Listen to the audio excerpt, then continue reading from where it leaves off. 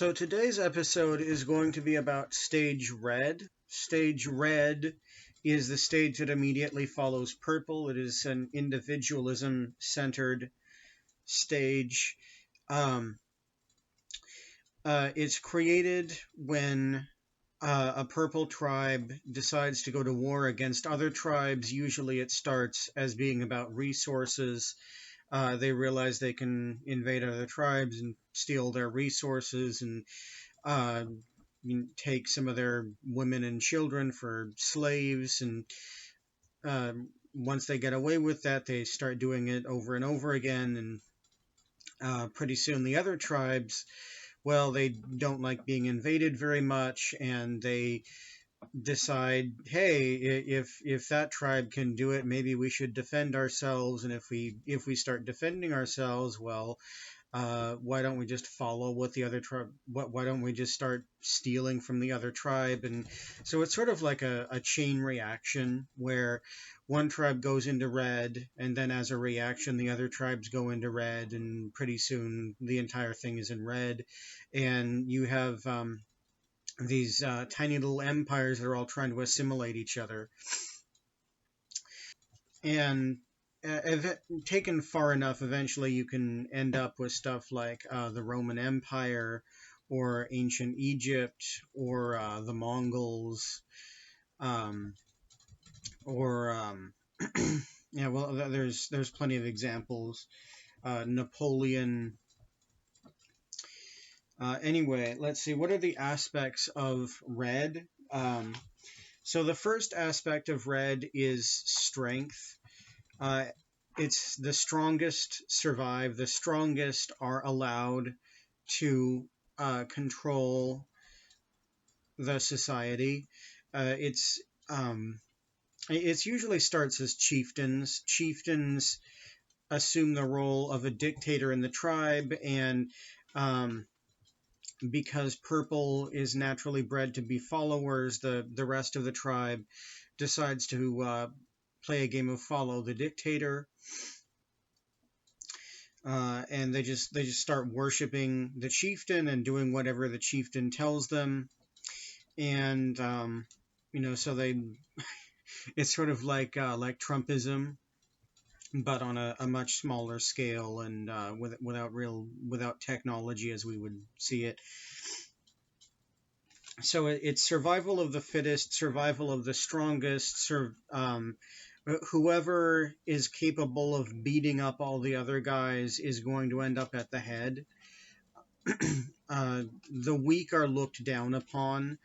For example, with the Spartans, the Spartans were the reddest of red cultures. If a child in a Spartan even in a Spartan tribe was considered to be too weak, like if it was disabled or deformed, or they decided it looked weird or just didn't like it, then the baby would be thrown out. And they would only keep the babies that they deemed were strong enough. When children were 7 years old, they were sent out into the frozen wild in the winter, where they were supposed to, let's see, what was I think it was supposed to like kill a tiger or something with nothing but weapons they could find in the wild. And if the child succeeded in this, then they would be allowed into the culture and move on to become a Spartan warrior. And if they failed, then oh well, not all the children make it. They'll just find another child and keep all the people who are strong. So it's all about strength. It's all about who is most capable of beating up all the other guys. The next facet is domination. Stage red is all about control. It's all about taking control of everything, taking control of other societies, of people. It's very big on things like slavery, assimilating other people and using them to do work for your own society, so your society can become bigger, so it has more resources, so the people who are actually in your society don't have to do work. and well, not do work, but just focus on other things like fighting and so forth.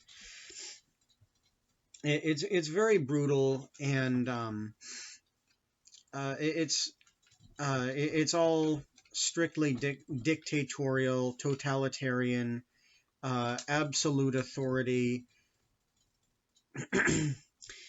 and another way of let's see, an example of this is the way that women are treated in the stage red culture. Women are pretty much always sex slaves in stage red. They're not even really like given a family as you would think of it. They're all just strictly property. Um, it's a very male dominated kind of thing. The men own everything, and for the women, it's all about procreating, making more babies, so you have more warriors to try to outpopulate the other tribes and have more people to fight and kill more people from the other tribes. The women in a red culture, they tend to be extremely submissive just because they have to be. Like if a woman does not conform in a stage red culture, they'll get their head cut off. That's often what happens. That there's actually still some countries like that in the Middle East who uh, are of that kind of mindset. Not all of them, but like certain places like Afghanistan and Saudi Arabia and a few others. Not all of Saudi Arabia, but just like certain parts of it. There's like a lot of red and purple still in the Muslim world that sort of has this mentality of women are property, and the women in those kinds of cultures um, that that they condition themselves so that they like being protected. Um, and this is how they try to survive in that setting. They view the male as being the guy who's going to protect them from the others, and it's sort of like, I guess it's Stockholm syndrome is sort of the way you'd think of it. It's just like with women, it's sort of like cultural Stockholm syndrome. It's really not a nice place to be if you're a woman. The next facet of stage red is fame orientation or myth. So, stage red is all about telling stories of past conquests, glorifying people who performed exceptional feats of valor. Um, like with the Vikings were had all these many stories of all these people who fought in places like Britain. This guy killed 1,500 peasants this one day, and the gods were with him, and then he slew these these well, they didn't call them I don't think they called them British, but just like Britons. But anyway, the people over on that small island that they exploited the shit out of, they killed tons of warriors over there, and Thor was with him, and he has finally died in combat, and now we're going to honor him with this memory of all these people he slaughtered because of his strength. It's stuff like that. It's doing stuff for fame, um, doing stuff so that you'll be remembered, so that you'll live on. It's the Vikings are a really great example of that, and they're one of the more constructive aspects of Red. Actually, I'll talk about the Vikings a bit later. Um, So the next facet is assimilation, and I already covered some of this in the earlier one with dominance. All these facets feed into each other. They're all sort of like aspects that reflect the whole, um, which is a concept that'll keep coming back again and again. Assimilation, and basically by assimilation, it just means slavery. It means the use of people to do work without pay, just because you can get away with it. Uh, Egypt is one. Also, the Roman Empire. Although I think Egypt actually did quite a lot more of this. Now, to be fair, ancient Egypt also had a bit of blue. It wasn't only red, but it did have a great deal of red, and you can clearly see that with stories like the Book of Exodus, where the Jews had to spend 200 years as slaves to the Egyptians, and if certain things in that book are to be believed, then it took miracles from God so that they could be freed from Egypt and went on an exodus, and then other things happened. So it's basically with red, it's about we want an empire, we want our culture to get bigger, we want to be the unifier of all the tribes. In order to do that, we need workers, we need to support our agriculture.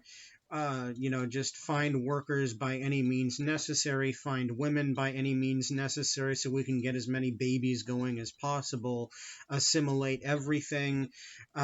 Stages red and blue tend to be really big on slavery, but red is the one that just like uh, goes completely bonkers with slavery, and it's just because of the general sociopathy and pathology that sort of like characterizes everything about stage red. So the next facet of stage red is volatility. And by volatility, it just means anger. Someone who's very deeply into stage red tends to lose control of themselves every now and then. They just go into a Red is like it's without the self-control of higher stages. It's without belief in laws or order. Those are things that come later. And when you're really deep into this power belief, um, it's just it's about it's about getting the rush on of controlling others and beating up others and feeling like you're in control. And it's sort of like being a small child. Like bullies at school tend to be that they're going into red so they can exercise whatever shadows or demons in their personality might be there. And like bullies at an elementary school would be a good example of what volatility looks like. But adults do this too. Adults who are in red, street culture, they're very volatile. Oftentimes it's a survival tactic. They make themselves look intimidating so that they can make themselves look strong so others won't beat them up. Uh, you know, um, they see other people on the street, and they're just like, I don't want that person coming near me, so I'm just going to start cussing at them and make myself look big, and things like that. And because they lack self-control, stage red can just really sometimes just completely lose it on other people, and they'll just spontaneously just attack people and beat the crap out of them for no reason because they feel like it or because the other person looked at them wrong or whatever. Street culture frequently does things like this. Um, I really hope downtown Seattle does not turn out like this. I don't think it has yet. But I'm kind of worried about that. So the next facet of stage red is sociopathy. Sociopathy basically just means acting without any conscience or morals or restraint to serve the self. And stage red, like when you're in a situation that causes red, which is basically just I have to do whatever is necessary for my own survival. Take for whatever from others I can, become as powerful as I can, because this is the only way I'm ever going to persist in the world. It breeds sociopathy, it breeds dishonesty, it breeds manipulation, using other people, conning other people, so that it's red is very short-sighted. It's not really concerned with, oh gosh, what will people think of me? No, red is very, very in the moment. It's like thinking a few minutes down the road, like a day down the road at most. It's not concerned with what other people think of you. It's not concerned with those you hurt, or if those you hurt uh, might have consequences for you down the road. Red isn't concerned with these things. It's just, you know, I use people because I can use people. That's the mentality of Red. That there's no focus on, you know, trying to have values, or anything like that. The next facet for Red is masculinity. So as I've talked about this a bit before, that Red is very masculine. And females who end up in a Red culture, who like live on the streets and stuff, like if they're not a slave or something, and they're just like trying to coexist in street culture, then they'll make themselves look like a boy. You see this all the time. Um, it's people who will hide their girlness, because if you're in a situation like that and you look weak, people are going to beat the shit out of you. So you behave like a boy. um, and it's Red is it's macho. It's about braving the belief in braving the elements. Like in Brazil, there's this Brazilian machismo about going out and braving the elements, and doing whatever is necessary to help out your shanty town and things like that. This, Jair Bolsonaro, the dictator they elected a few years ago in Brazil, is very, very reddish. Um,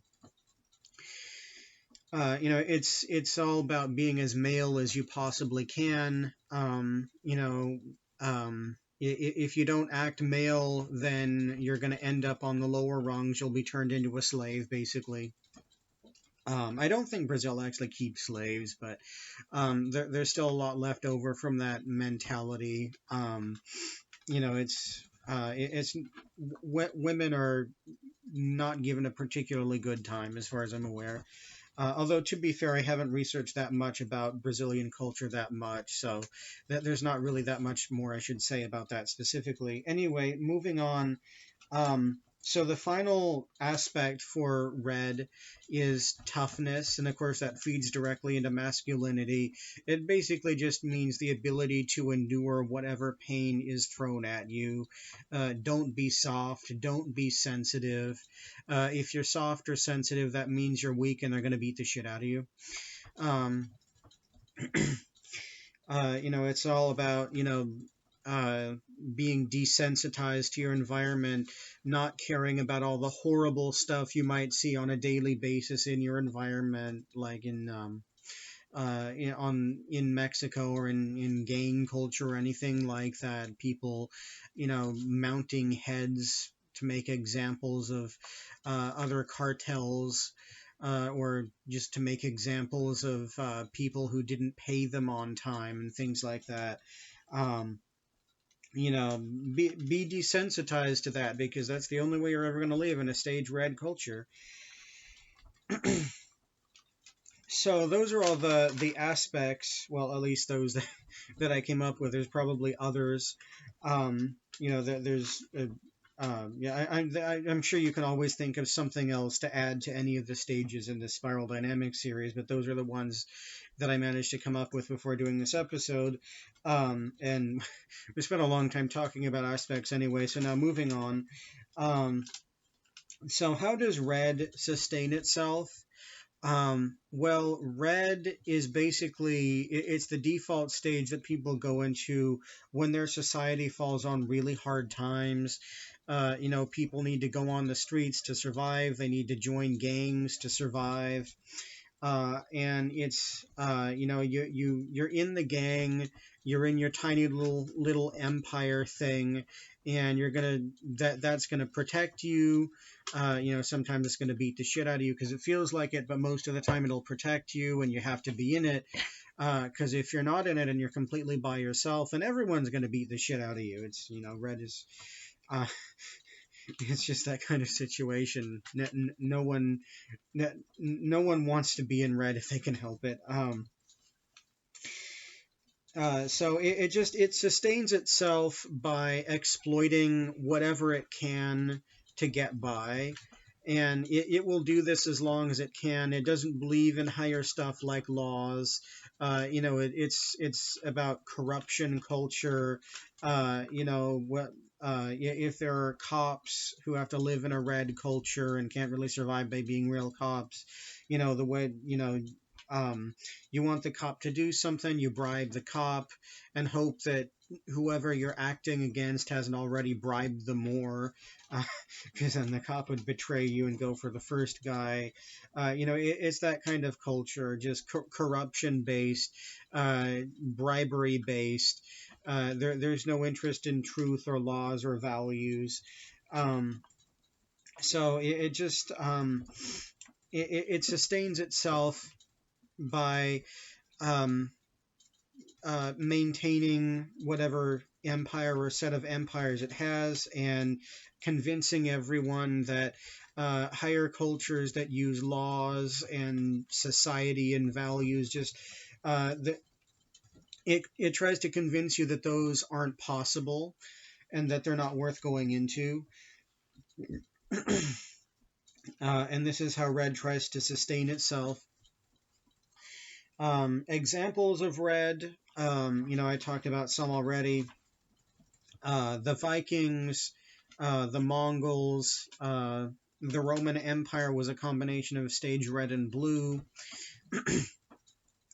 um, yeah,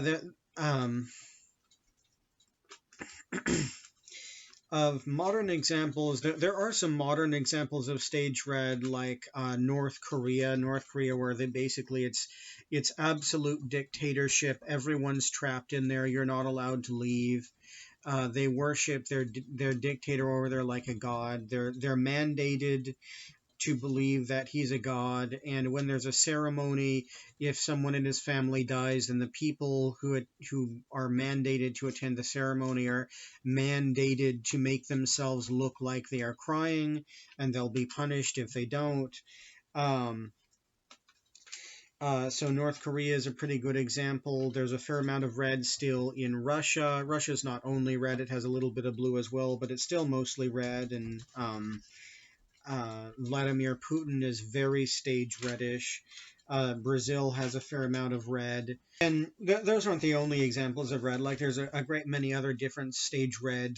I'm sure there's a lot of stuff I'm not thinking of. Like, there's a lot of rioting going on in Cuba because they're trying to remove the tyrant there. I haven't studied Cuba in any depth, but just based on what's going on over there, would tend to assume that there's some red going on there. So now let's get to the constructive and destructive aspects of red. I'll just get the destructive out of the way first, because I think that's fairly obvious. Red ends up hurting absolutely everyone. Red makes enemies of everyone, and it's miserable being in a red culture. Even if you're at the top, it's still miserable, because you have to be paranoid about the people who are right below you, who are going to try to get rid of you so they can take your place at the top of the organization. You lose control, you don't have any real family. You're volatile. Those are some very obvious destructive aspects of red. But despite all the nasty stuff, there are some constructive aspects of red, and it is actually worth integrating those constructive aspects. So by this point, a lot of you are probably wondering, now what could possibly be good about red? Well, red is the stage that's all about taking action and standing up for yourself. Take action, get done all the stuff that needs to be done, take control of your life situation, get your life in a kind of order where you can survive. Take action immediately, don't sit around. Um, and also it's about courage and valor, being able to brave the elements and defeat whatever foe might be standing in your way. Defeat going on quests, defeat, defeating bosses in a video game is stage red. Those are constructive aspects of red. And in even in modern society, everyone needs to have a little bit of red, like if they, working in a company or something. Because if you're a pushover and you don't have any stage red, then people are going to exploit you. They'll take advantage of you, because why wouldn't they? And the way you stop that from happening is you stand up for yourself and you defend yourself, and on occasion you take control of situations when you need to. Sometimes you need to be masculine. Sometimes the situation does call for that. So those are the constructive aspects of red. So how does red graduate to the next stage?